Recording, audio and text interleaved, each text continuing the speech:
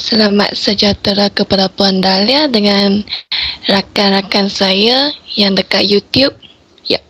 So, kumpulan saya iaitu kumpulan 4 yang akan membentangkan mini projek kita. So, kod khusus kita iaitu DPS 30073.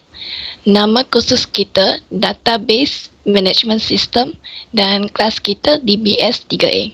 So, nama sistem yang kumpulan kita buat adalah Blood Donation Management System.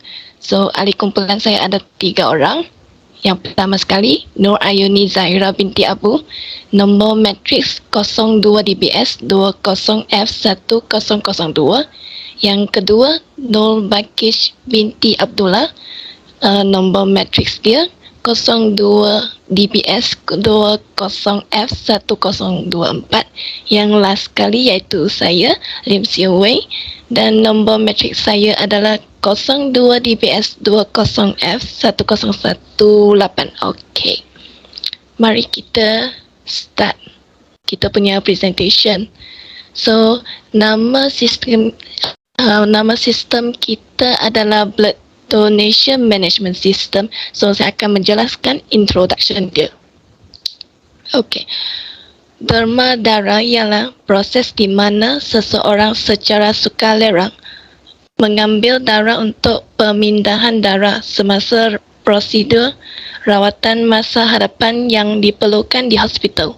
So, derma mungkin darah keseluruhan iaitu darah yang diambil terus dari badan atau komponen darah tertentu seperti sel darah merah, sel darah putih, plasma dan platelet. So, bank darah sering terlibat dalam proses pengumpulan darah dan prosedur lain seperti mengurus inventory, meluluskan permintaan darah dan mengemas kini maklumat derma. So, next. Okay.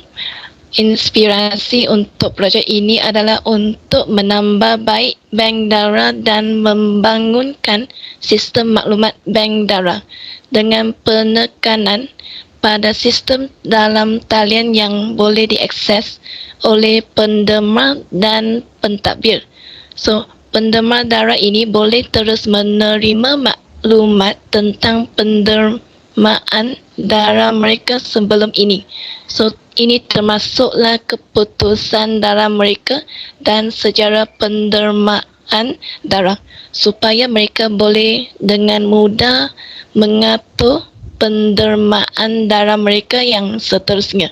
So, mereka juga boleh mengemas kini maklumat peribadi mereka secara sistem tanpa menghubungi pejabat pendaftaran bank darah.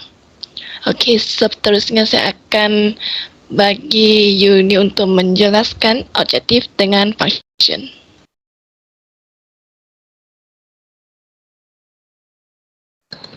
Okey. Next slide. Okey. Objektif yang pertama adalah untuk membenarkan kemungkinan penerima membuat cara memadankan penerima yang secara sukarela dan membuat permintaan untuk darah. Yang kedua, untuk mengekalkan penerima darah dalam sistem set. Yang ketiga, untuk meningkatkan kecekapan pengurusan stok darah dengan memaklumkan kepada kaki tangan apabila kuantiti darah berada di bawah setiap tahap atau apabila stok darah telah tamat tempoh. Okey, objektif yang keempat adalah untuk meningkatkan penyimpanan serta-merta dan mendapatkan semula data dan maklumat. Okay, function pula, keperluan dia adalah untuk bank darah. Yang kedua, pengumpulan, pemprosesan, penyimpanan dan pengangkutan darah serta komponennya. Yang ketiga, penyertaan dalam penggunaan klinikal darah dan komponen darah. Seterusnya saya serahkan kepada Balkis. Okey, saya sistem summary. Sistem pengurusan derma darah adalah untuk memberi perkhidmatan kepada orang ramai yang memerlukan darah dengan mendapatkan bantuan daripada penderma yang berminat untuk berderma darah kepada rakyat. Okey, terdapat beberapa entiti utama dalam sistem ni. Yang pertama, donor iaitu penderma. Penderma ialah orang yang berderma darah kepada pesakit yang memerlukan darah untuk kegunaan segera. Okey, entiti yang kedua adalah penyambut tetamu ataupun receptionist. Iaitu orang yang membuat maklumat pendaftaran tentang penderma. Entiti yang ketiga ialah blood bank, iaitu pengurus bank darah, iaitu orang yang bertanggungjawab menguruskan darah yang didermakan oleh penderma. Yang seterusnya hospital. Hospital ialah tempat di mana mereka memesan darah daripada blood bank. Entiti yang terakhir adalah patient, iaitu pesakit. Orang yang memerlukan darah untuk menyelamatkan nyawa mereka atau hal-hal lain. Slide seterusnya. Okey, untuk pendaftaran, fungsi ini membolehkan penderma dan pentadbir pendaftar sebagai pengguna untuk berinteraksi dengan sistem. Sistem ini memerlukan pengguna untuk log masuk, iaitu login, sebelum melihat dan mengedit sebarang maklumat. Seterusnya, data dimasukkan oleh pentadbir. Pentadbir bertanggungjawab untuk memasukkan data yang diterima ke dalam sistem. Dan yang terakhir ialah rekod derma. Sistem ini membolehkan merekodkan data penderma ke dalam pangkalan data, iaitu database. Okey, itu saja. Okey,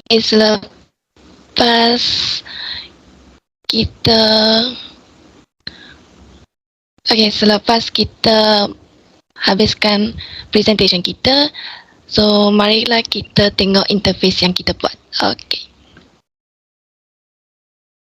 Okey, nampak kan? Ya, nampak.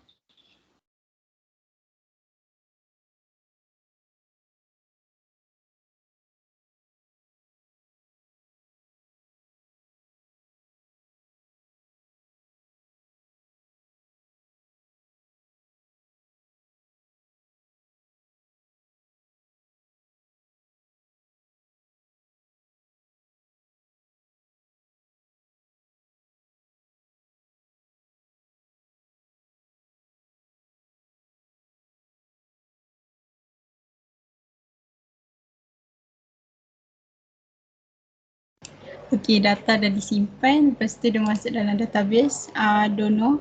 Kita refresh. Okey, dia dah masuk kat sini. Okey, seterusnya untuk sign up untuk patient. Okey, mula-mula masukkan ni.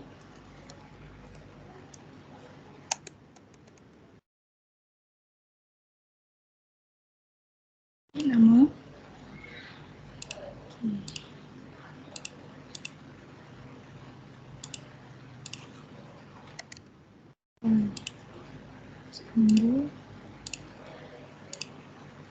Lepas tu sign up. Okey, dia dah masuk. Kita tengok kat patient. Dia dah masuk. Okey, itu je untuk interface.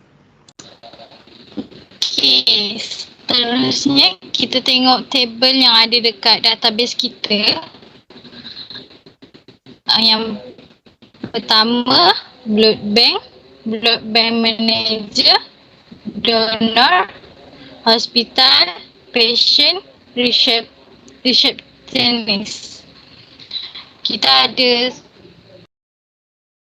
7 table. Okey, mari kita tengok satu persatu. Okey, ni table untuk blood bank. Kita ada blood ID, blood type, don ID, don name, employee and address. Seterusnya kita tengok blood bank manager. Kita ada employee ID, name, phone number and address dia. Okey, seterusnya kita tengok table untuk donor. Dekat donor kita ada don ID, value, name, gender, age, blood type, phone number and address. Okey, seterusnya table hospital. Kat hospital Kita ada hospital ID, hospital name, don ID and phone number. Seterusnya, patient. Table patient ada patient ID, name, blood type, hospital ID, number and address. Yang terakhir sekali table kita adalah receptionist. Ada employee ID, name, phone number dan address. Itu je table yang ada dekat database group kami. Terima kasih.